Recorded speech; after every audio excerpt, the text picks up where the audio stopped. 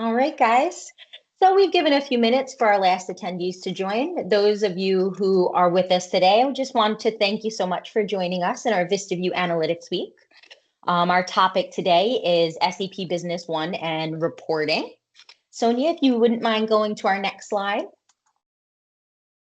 So my name is Shannon Kennedy. I'm the Customer Success Manager for our B1 team here. Been with VistaVu for about 11 years.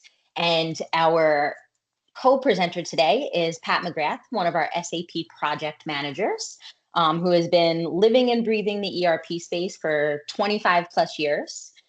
She's pretty much seen it all, but she'll always tell you that she never stops learning, which is great for us here. And again, we have Sonia moderating in the background. She'll be helping me keep an eye on our Q&A. So at any time during our webinar, if you have questions or concerns, please feel free to type it into our Q&A.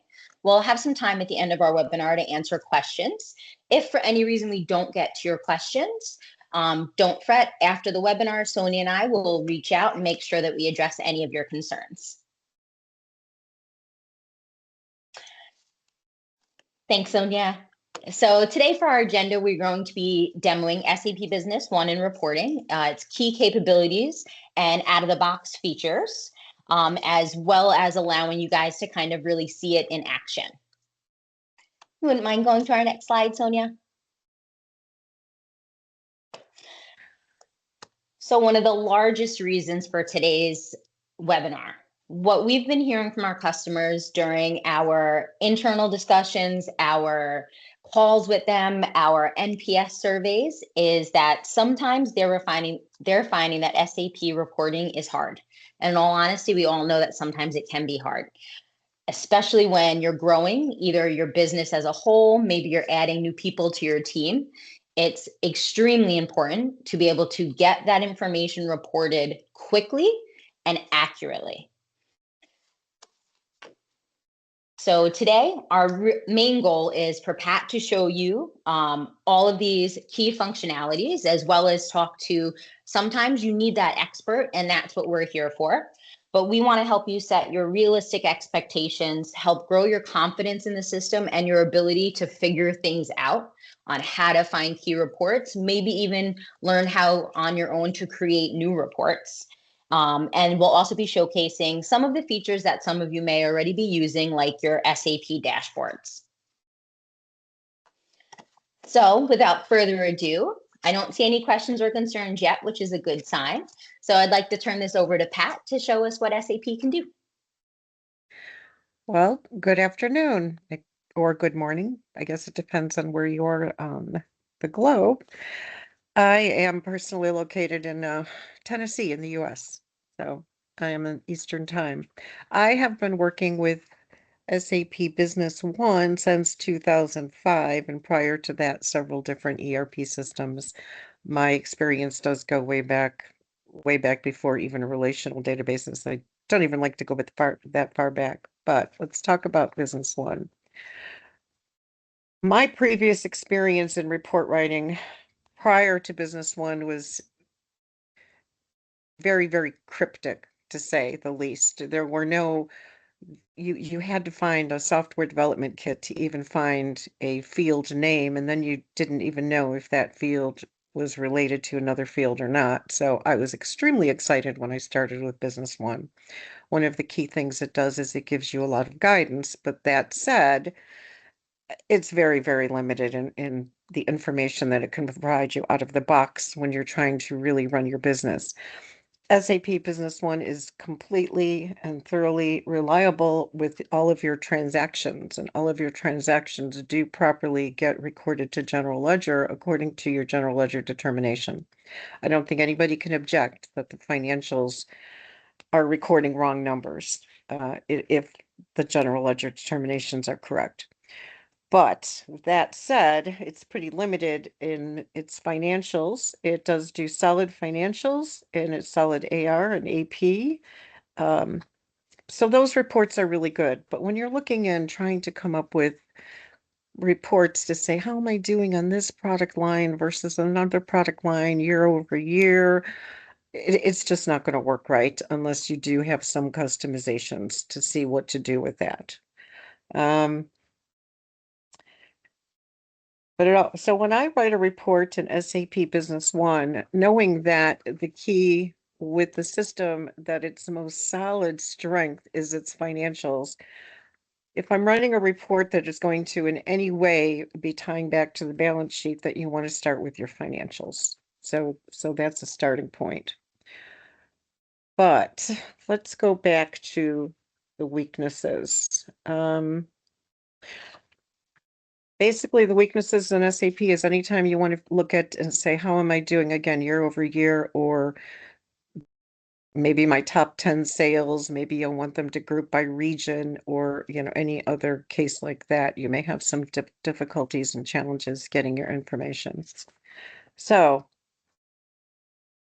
with that said, SAP it uses Crystal reports very heavily. All of your forms are available in a Crystal report format. Prior to maybe 8 years ago, there was a PLD designer. That was before SAP purchased Crystal reports. And the PLD designer is still used in some systems because it worked. And however, they are not doing any new development in PLD. And if the actual PLD format has not been converted by SAP, it's pretty much impossible to modify it. Some of the common things in a PLD are maybe your aging reports. So if you ask a consultant to modify SAP's aging reports in a PLD format, chances are they're going to look at you like you're crazy, because it's really, really difficult and nobody even remembers the structure of it.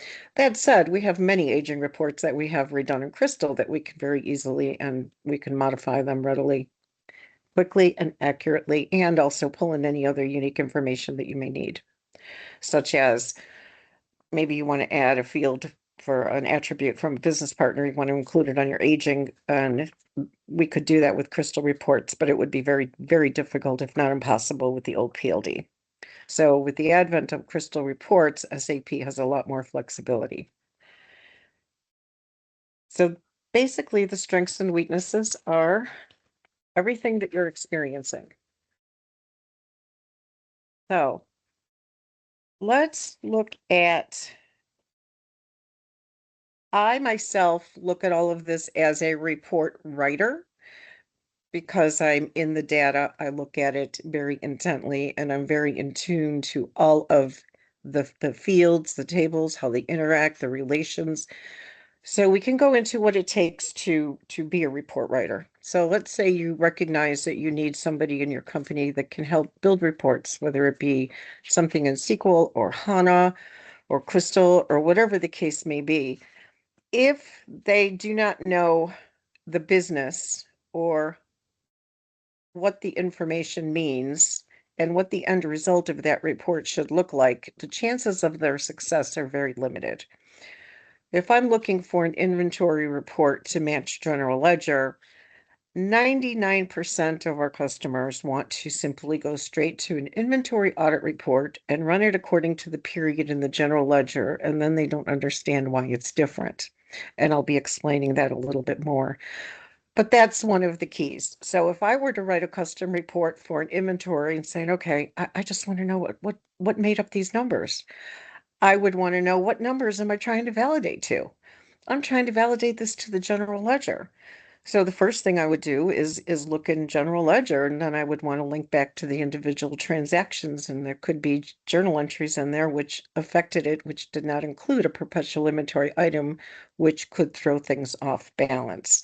So it's always very, very important to know what your target is. If I was looking at sales for an organization, 99% of intuition would say, I want to look at my invoices and credit memos. That's going to give me my sales. Well, kind of yes and kind of no. It's going to give you what you invoiced your customers. You can get an aged receivables out of it, but you can invoice for a non-revenue account. You can invoice for travel expense. You can invoice for absolutely anything. So if you strictly relied on your invoices and credit memos to come up with your sales numbers, and if you expect them to match general ledger, you will be sorely disappointed. So those are some of the key features that you really need to know. You really need to know the target. What are you trying to balance to? What are you trying to get? And data and queries and everything, you can come up with a lot of strange situations. Things will duplicate, things will multiply. There's left joins, outer joins. There's all kinds of cryptic code in report writing that you kind of need to know what they do and what the impact of everything is, which does make it a little bit challenging if you're not an experienced DBA. Absolutely. Context, right, Pat? Context is Yeah, always important. What is your team thank looking for? And then knowing where to find it and how to get it into a readable context, not just inside your B1 system. right. When I get customers that ask me for a report, okay, they can send an email, they can describe what they want. I can probably give them exactly what they want according to the email, or at least I give them what they asked for. But probably 60 or 70% of the time, what they ask for is not going to give them everything they need to come up. They're asking for a report because they need to make a business decision, and they may want it repeatable, but they really want a report to make business decisions on. So if you don't know what business decision they're trying to come up with, you may go down the completely wrong road.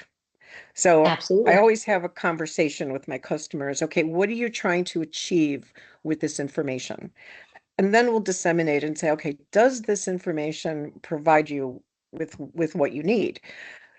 Some recent examples is I just had somebody say, okay, just give me all of my landed costs that I did for a certain item.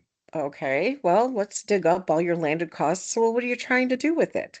Well, they're trying to make sure that the landed costs were properly recorded to all of the inventory. Well, that's not going to give it to you with the landed cost report. Landed cost is just going to say, here's my documents, here's what it is. It's not going to go back and say, oh, I had this goods receipt purchase order for $10,000 and I went ahead and consumed half of it before I added my landed cost document. So if that's really what they're after, to find out the missing 50%, that's a whole different business reason. So it's related to landed costs, but it's related to how those landed costs applied to the inventory and how it ultimately affected their contribution to profit and loss and all of that. So the context is very crucial.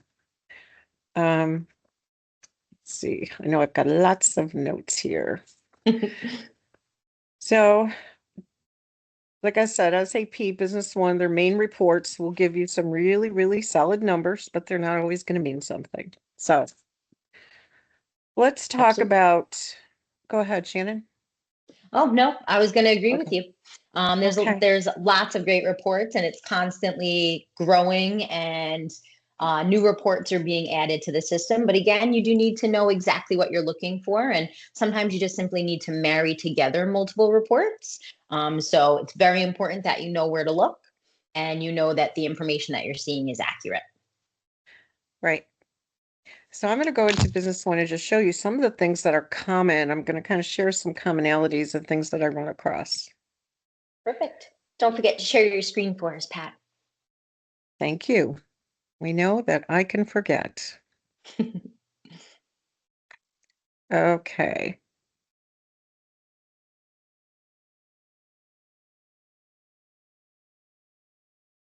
Let me get the right screen up here. Okay, this is Business One. I've got the OEC computer. Can everybody see my screen? Yes, ma'am. Okay. Provided I can move this little tab so I can see. So this is SAP Business One, and this is a version 10, and this is just OEC computers. You've all seen that at a very minimum at the beginning of the implementations. So this here is the cockpit.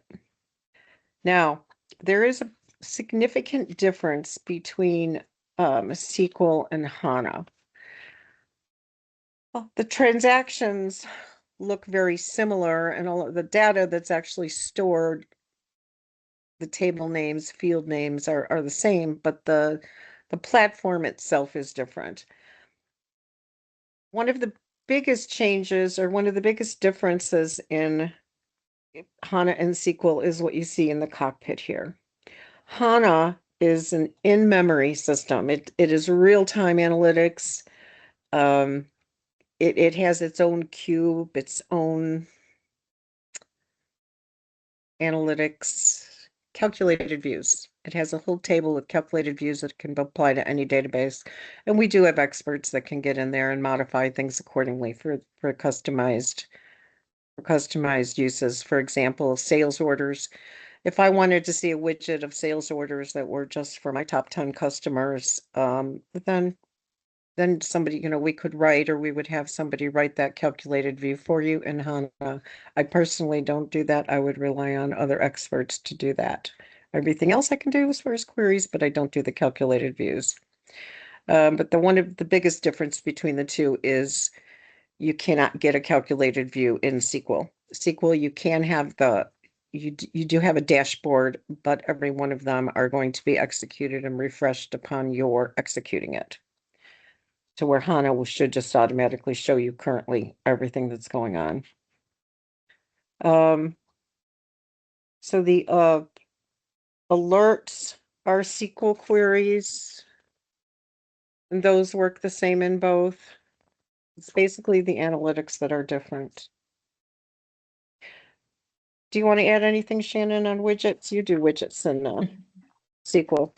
Yeah, I no know worries. she's done it. So Pat's totally right. The analytics in HANA are a little bit more enhanced and are used in a different way in your HANA databases versus your SQL. But with new enhancements that SAP is continuously making, if you're utilizing a SQL database in version 10 or above, you still have lots of options for reports and doing things like widgets in your dashboard or your main screen for functions that you use regularly, for example. And the process of creating queries is very similar. So some of that Pat's going to go through today won't be any different in that respect. But if you have any other questions or concerns, just feel free to either drop them in the chat, Right. or you can reach out to me after our webinar. Great. Analytics is one of the biggest things I think that companies are looking for these days. So that'll be interesting to get some of the questions. Let's just talk about core SAP functionality and reports. Now, one of the things I mentioned was inventory reports. If I were looking at my inventory reports, I'd want to be able to say, what is my balance as of a certain date? And I'd want that to tie out to general ledger. And I'm bringing this up because this is one of the common ones that come up continually. When you're running an inventory audit report, you have two choices. You have posting date or system date. They behave they're very, very different. Posting date, I can do something created today and I can post it to 2025 as long as the period is open. So if I run it by system date, it's going to say, okay, that's as of today. It's going to ignore anything prior to today. If I go by posting date, it'll include that date if I put it in 2025. But when you think about it, if I add 10 units today because I need to ship it out, but they were actually 10 units that we should have brought in a couple of months ago. So, okay, we're going to do the invoice or we're going to receive it. They might want to not close the month. Some companies have a delayed closing. It takes some time to catch up with everything, which creates inventory discrepancies because the inventory is not entered in the chronological order as transactions are actually occurring. The transactions are entered as the person gets the piece of paper, because if it's not like on a WMS system or something like that. So they're depending on users to say when the inventory was received. The users will then deliver it. You generally don't want to allow your stock to go negative, but when you're looking at your stock, if I said I had an invoice in December and it's going to use 10 of those units that I just put in today, what's that going to do to your books? Okay, your general ledger is going to say it was there or consumed in December, but if you try to run an audit report, it's going to be all squirrely. So it doesn't necessarily tie. The dates are going to cause it to fluctuate. So if I go by posting date, I'm always, always, always going to get a correct dollar amount. And if I go by system data, I'm always going to get a correct quantity because this is the posting date will give you your dollar values, but it can allow you. I mean, I can consume 10 as long as I have inventory right now. If I consume that 3 months ago, it does not go back and say, did I have this on hand at that date? No, it's only looking in the system right now. Can I deliver 10?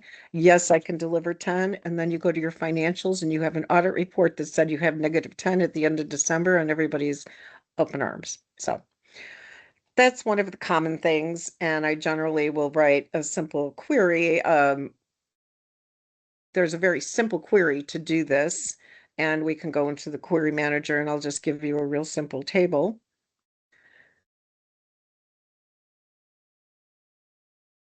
Don't think this table is in the query generator, but we'll discuss that too. Let's look. I'm going to look in my query generator in SAP. We're going to go to Tools, Queries, Query Generator. I meant to go to the wizard for your sake. I don't usually use the wizard because I know the data very well, but if you don't know the data, one of the best ways to find out is to go to the query wizard. So modules, let's see, tools, And that's queries. an important distinguishing factor too for users who might not be completely used to finding tables and where a field might exist in SAP. Using the query wizard is a great way to get a little bit more comfortable with that and build your confidence in report writing. Yeah, it's huge. And I do remember, I remember that I did use the query wizard at one time. But let's go back a step because I forgot an important step. So I'm looking at inventory transactions. The table I'm looking for is not going to be found this particular way. But for most transactions, if I look at a goods issue or goods receipt or business partner, basically anything throughout the system, if I open up the document or I have a table, whatever I have focus on, I click View, System Information, it will tell you at the bottom. I don't think I can make that. The very bottom left will tell you what field. I can't really point to it, or can I? I'm not sure if we're able to zoom down there, but as Yeah, long as you hover over the field in V1 where Pat's mentioning where her cursor is, on the bottom left of your screen, it will show you your table information. So it'll show you what table you're looking for. And that's usually going to be a 4-letter or 4-letter plus number kind of acronym based on where that information is kept in SAP in the background. right. This item number field that I'm on, I know that I'm on that field because you can see a yellow background. It might be faded on your end, but it's the table is the first four and they're usually capitalized. It's IGE1, and then item code is the actual field name.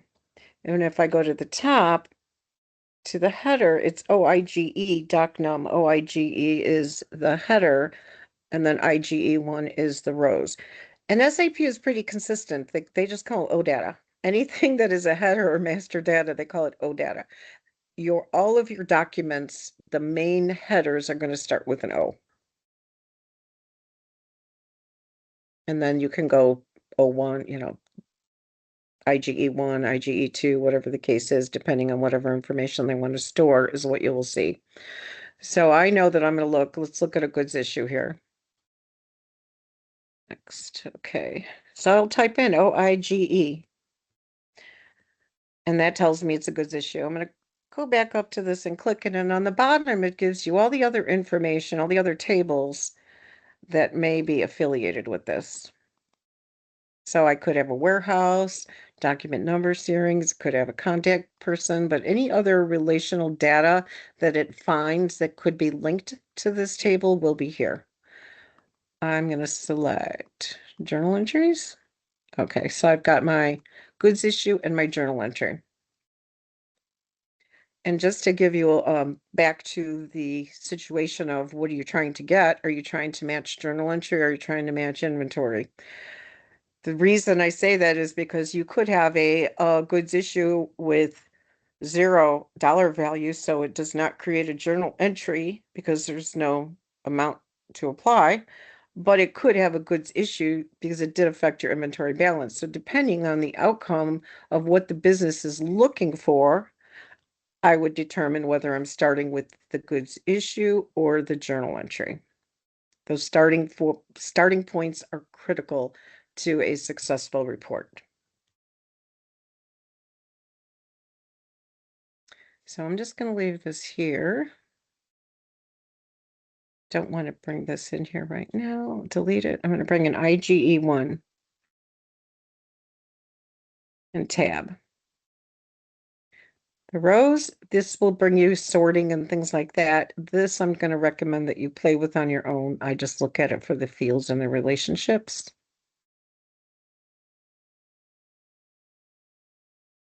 I'm not going to go over it too much. Not that part. I will do the same thing in the generator. So if I go to Tools, Queries, Query Generator, and I type in OIGE, hit Tab, it brings up my table, and I'm going to enter above it IGE1, and it brings it over. This is the query wizard will ultimately get you here too. I just took a shortcut. So if you look here, this is the tables are on the left. You can select all of them, or you can select just a field. I can say here's my document number. If I want these, you can reorganize these for this purpose, the fields, to find what you need. It's not going to affect anything, not like if you're a form setting, you can completely destroy your form. This, it doesn't matter. IGE1, maybe I want my line number, and I want my item code, and my quantity. Okay. This is everything for my goods receipts. This is how quickly you can create that query.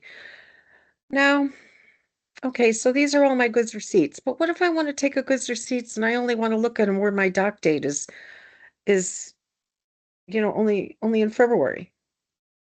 What if I want to do that? Go to February 25 because this data is a little bit old. I can add a query here. I mean, a parameter. I can add a where clause where I can say document date. I can just copy this and paste. I consider it recycling. I'm being green. And there is some certain syntax to enter to create the parameter.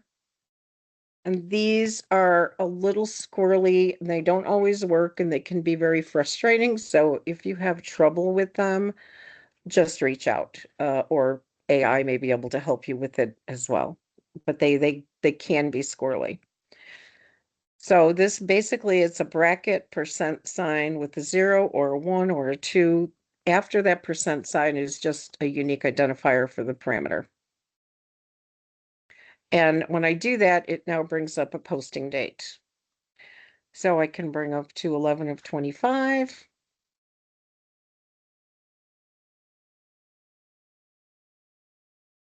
And I can save that query with this parameter, and it's reusable. You can do anything you like with it. Okay.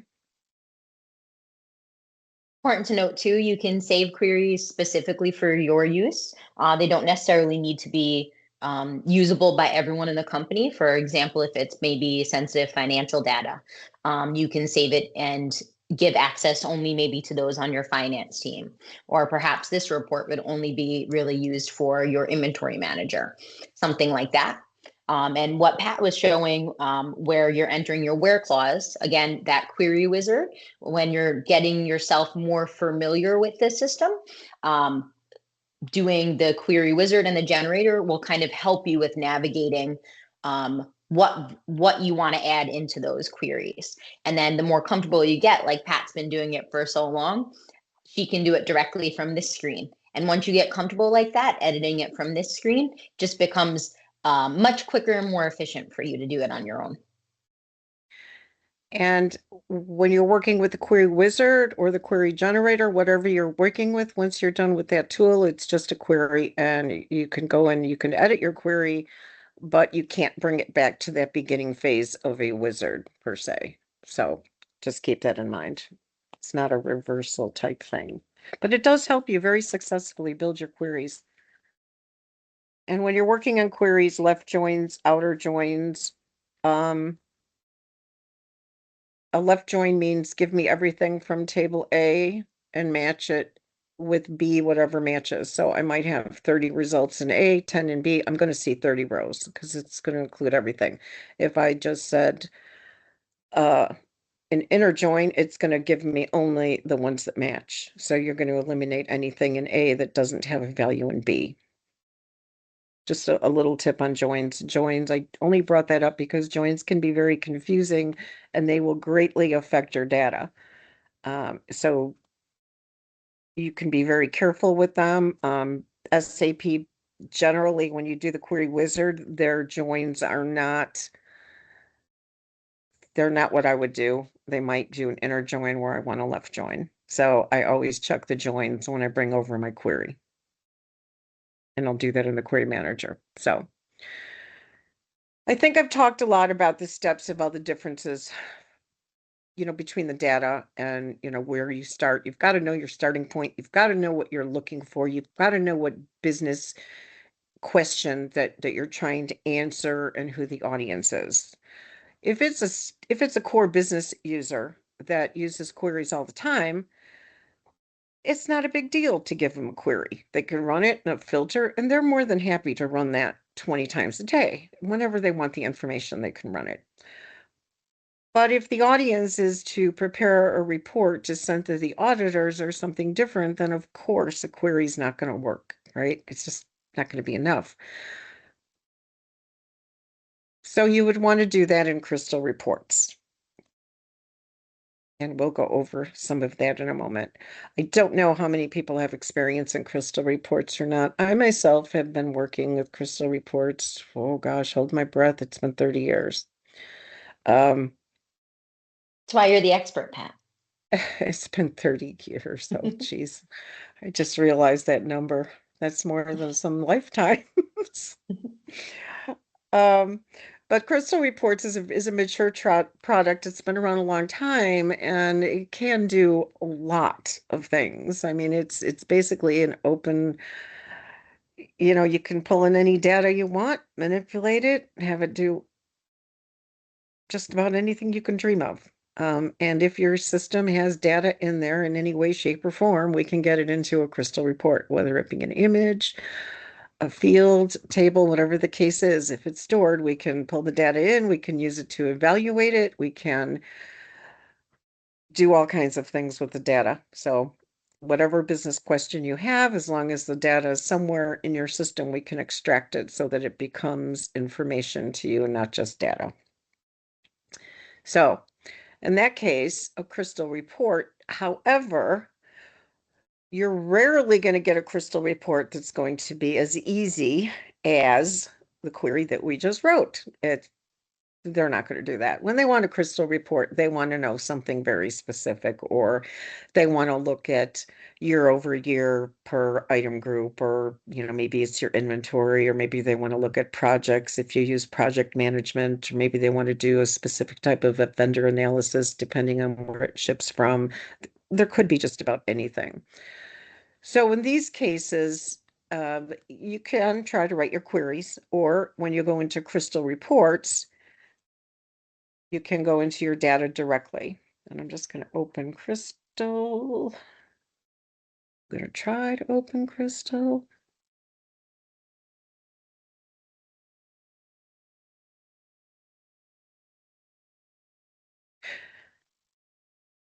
So when you're working with Crystal reports,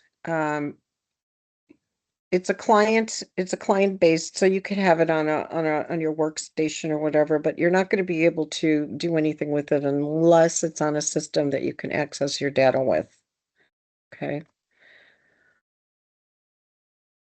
So you can't just have it on your desktop and say, go look in my server. or go look in the cloud, I've got to look at the application that is actually using the cloud that you can read from, and you have to go through them and through that security and that validation, and it's extremely secure. You can't just grab data without the correct credentials. This was just a sales order that was in Crystal. And if you look at how this report is constructed, it's bringing in a lot of different tables. Now, if anybody has worked with Crystal reports for a long time, this looks pretty familiar because it's historically you would bring up your individual tables and work with your data and link them accordingly. So when you do it this way, to the wrong one, data, I would go to my database expert and it shows you all the tables that are all here.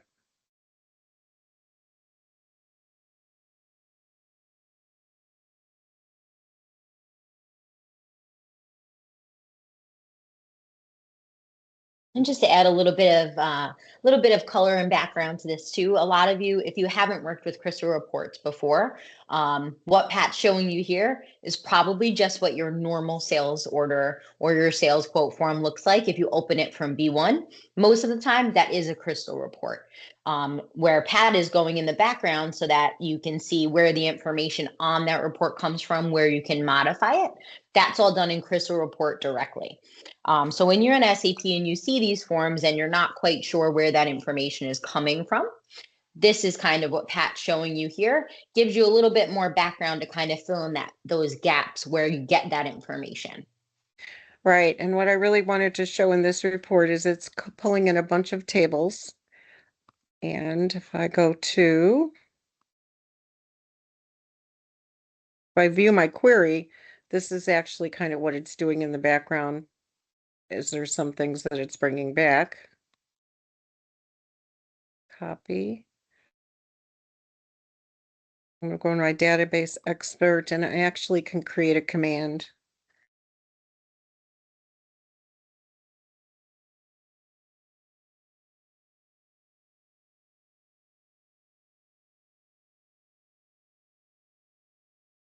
This wasn't the best example. Let's see.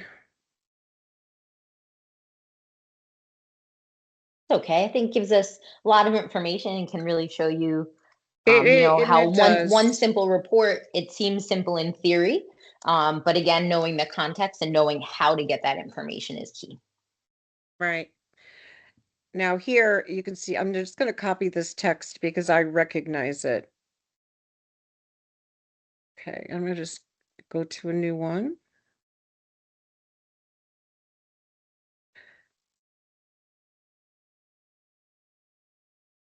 And I am going to add a command.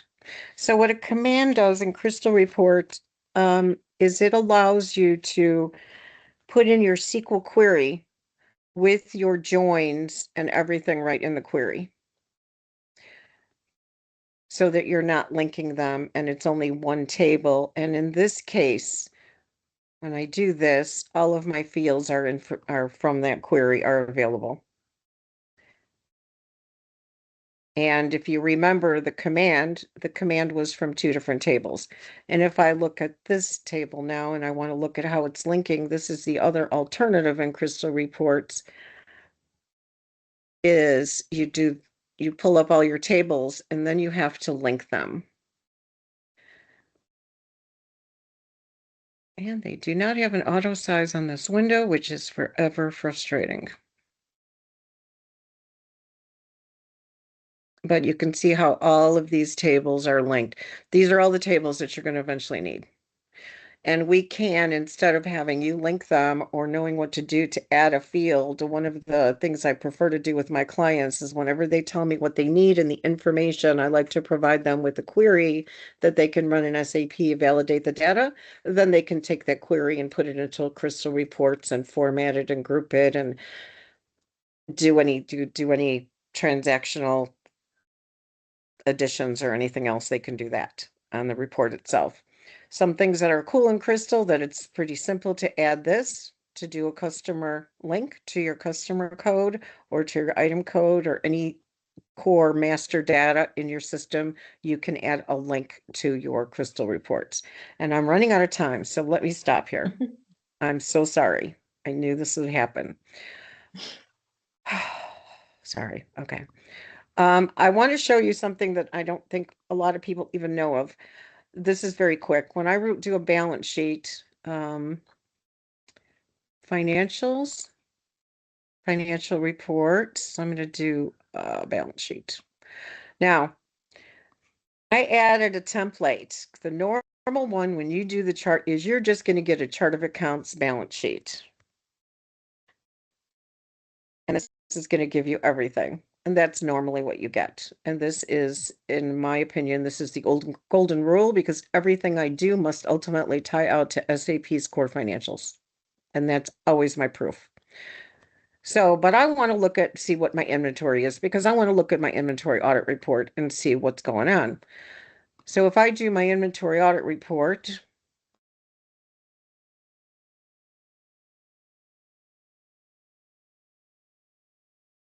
$228. When I do an audit report, I'm just going to do it for my posting date, 228. I'm going to summarize it by accounts because I want to see the general ledger. You can do it by items. Again, it depends on what you're looking for. And display opening balance means I'm not going to, that means I don't have to have any transactions on the 28th. So you always want to do this when you're trying to print a report that just is coming up with your balances, unless you don't want to see individual transactions, just use the same date. Otherwise, it's going to take forever to run. So if you want to speed it up, that's another tip. And I'm going to just say, okay, this is by account. This is interesting. So I've got inventory and I've got a good amount that was posted. So I know that 134, just by the structure, I know that that's an asset if I look at the account. So inventory, I've got $11,000 that was posted to an expense account. Don't know why, but it was.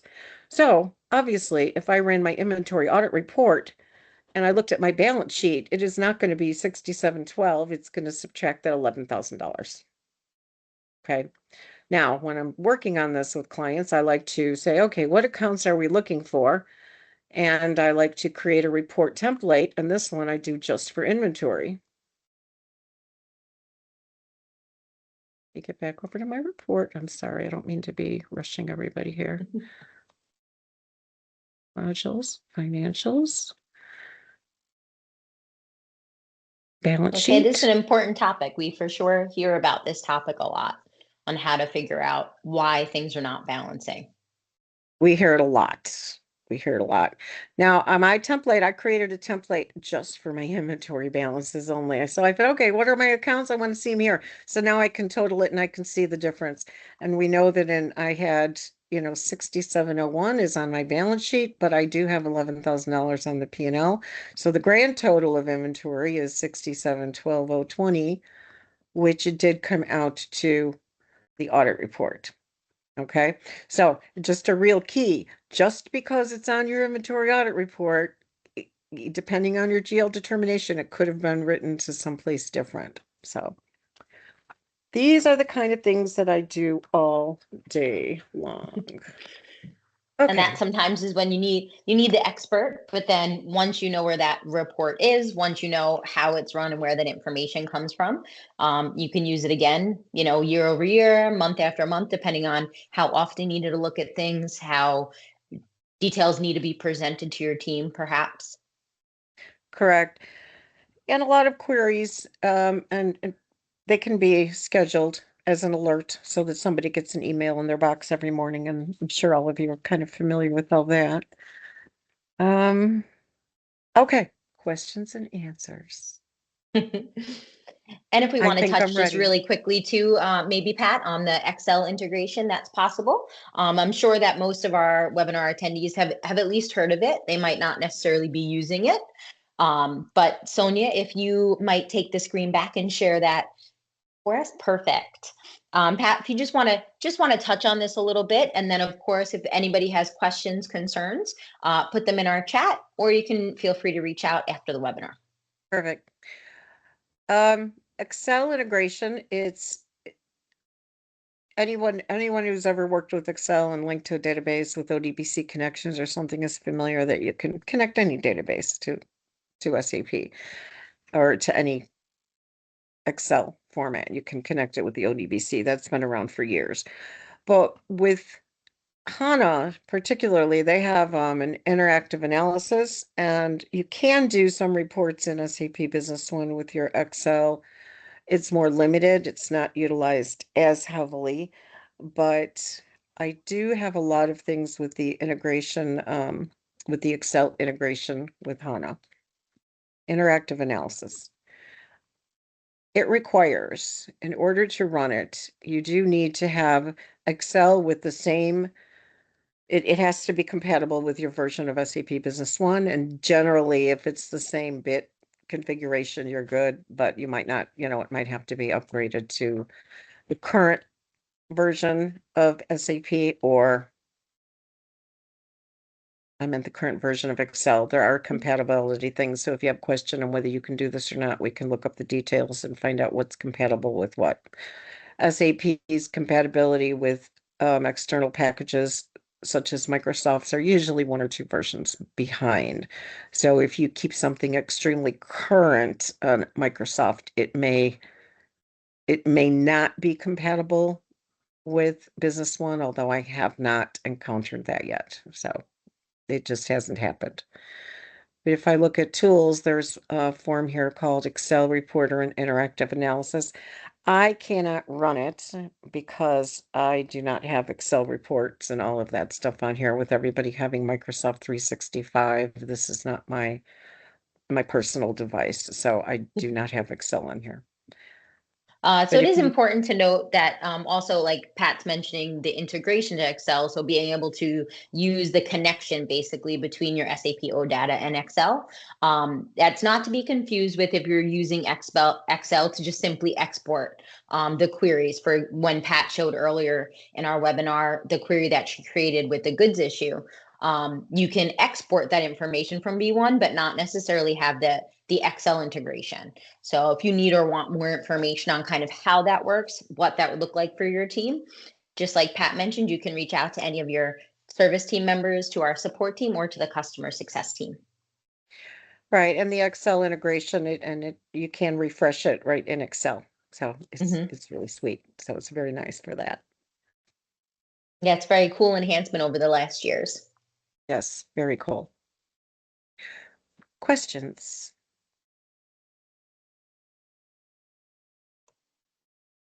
All right, let's take a peek.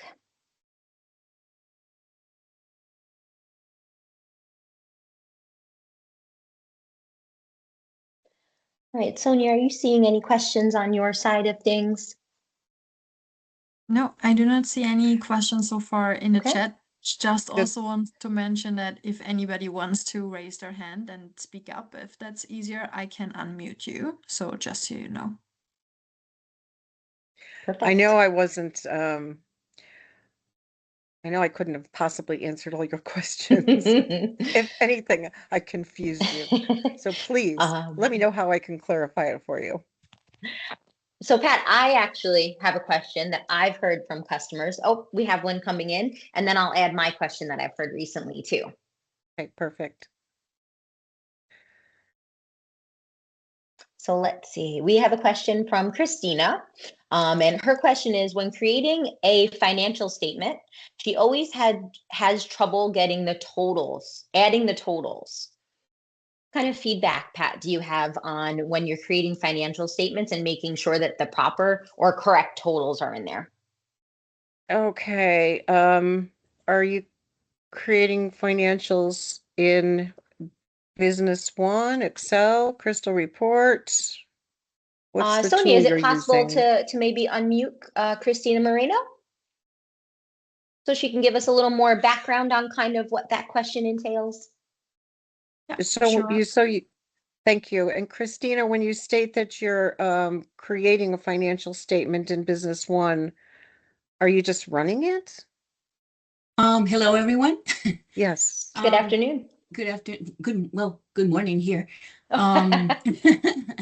So I basically, I kind of like created my own. I'm not very good in SAP V1, so I kind of went with the flow and created my own balance sheet and my P&L. But in the moment where I have to add certain subtotals, that's where I have troubles. Okay. So when you're doing financial statements on your own, and are you just using Excel, did you say? No, just directly on the report, like On the- on Business One, just directly on Business One. I guess I'm confused on how do you create a report in Business One of financials? I do it through, let me see, because I haven't done it in a while. Um, Is it the financial report templates? yes, the template. Sorry. Yes, I was Okay, thinking about okay. that word. Yes, the template. All right.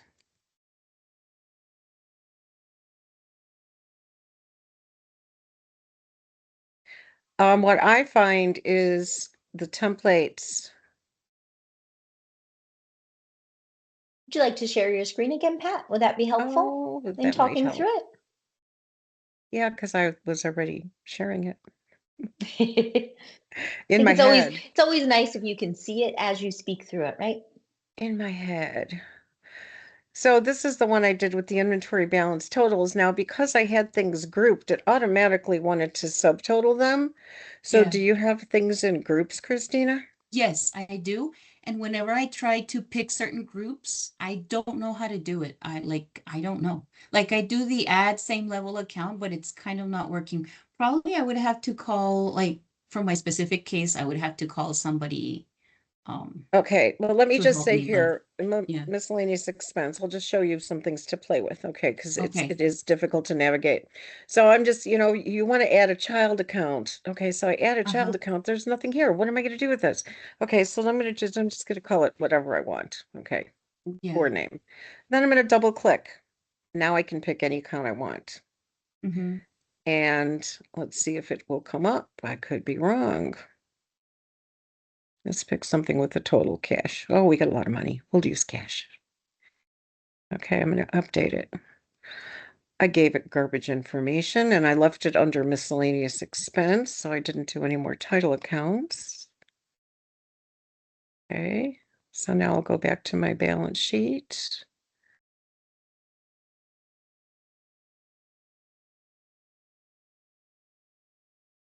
And I'll still use that inventory one. Mm-hmm. And it did come up and it gave me a total. Okay. So it's all doable. Okay. And I maybe think I with have to just, play with it more. I think so. I think you have to Yeah. play with it more. The advanced tools and the double clicking, all of those other things are a little funky, but it's all doable. Is there And any any help, other is there any other way I can build a report and not do it through the template area? um, I do a lot of financial reports through Crystal Reports. Okay. Um, so Hey you either Pat, do the, maybe we can follow up on this one after the sure, session Yeah. because we any do more? have another question in the chat Yes. from Holly. Okay. Yeah, so she's asking about if there are other resources to AI to figure out things like syntax for queries. Yes, you can use AI for your syntax and your queries. I've tested a few of them just to see how they come out compared to with some of the queries that I wrote, and I think they could get you pretty far as long as you know your business reason for the report and what you're going to tie out to. If I asked for a query for sales analysis, you might or you might not get it where you want it to be. Do you want it to tie out to general ledger? Do you want it to match just your invoices and credit memos? So you can certainly ask AI, will give you great syntax, but it may not be enough. And I can share out, Holly, some information for other tools that you might be able to use besides AI that I found helpful in my learning with B1, my years on the SAP Business One support team, pre-AI that was. So that can kind of help in learning that. And again, everything is a learning experience. So the more confidence you build in it, the better you'll get at building your reports and figuring out how to resolve errors quickly. I want to put a lot of stress though when you're writing reports, if you're writing queries. You can kill your system's performance if you write a bad query. And just for example, if I'm linking my invoice headers to my invoice rows, I'm going to link it on doc entry. I've got a one-to-one relationship. But how easy do you think it is to say link my invoice headers to my invoice headers? It's real simple. It's real easy. So you want to be really careful. If you did that, it would multiply every single invoice you have by every single invoice you've ever done, and you'd have millions of records, of course, depending on the volume. So you want to be pretty careful. So whenever I do develop queries, my first thing I do is I limit when I'm testing it to maybe the top 10 or top 100 records, and that will prevent you from taxing your system needlessly. Very important point to make, Pat. Sometimes if you create a query that's not efficiently made, it can definitely slow down performance or perhaps even make you freeze up sometimes. So if you ever see any issues like that, you can be sure to reach out to our team and we can make sure that it's running the best way possible.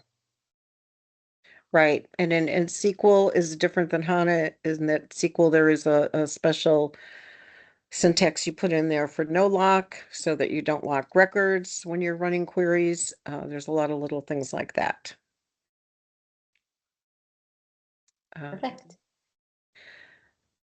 All right, we're getting close to the end of our webinar. So of course, again, any other questions or concerns, please feel free to reach out to our team. And I think really the only other topic we just wanted to speak about briefly, which will lead perfectly into our next webinar that we would love for you to join us for, is AI. Our customers are constantly reaching out with questions, concerns, what are the options for AI? In SAP Business One, unfortunately, there's not a one size fits all out of the box AI solution just yet. Hopefully SAP will heed that and keep it in mind in all the advancements and new features that they've added. But if you and your team are thinking about putting into play an AI, whether that's an add-on, whether it's something out of the system or something you want it to speak to SAP Business One, I'd recommend reaching out to our team. Let us give you our expert feedback on what options are out there. And we will be discussing some of those in our Advanced Data Analytics and AI webinar this week on April 24th, hosted by one of our strategic account managers, Nick. And hopefully our team at Simplify as well will be able to give us some great options for the team. And if you haven't registered yet, please register for that. And I look forward to seeing you guys. Thank you, Pat, and thank you, Sonia, for helping today. Thank you, Shannon, and thank you, everyone. And I appreciate your patience.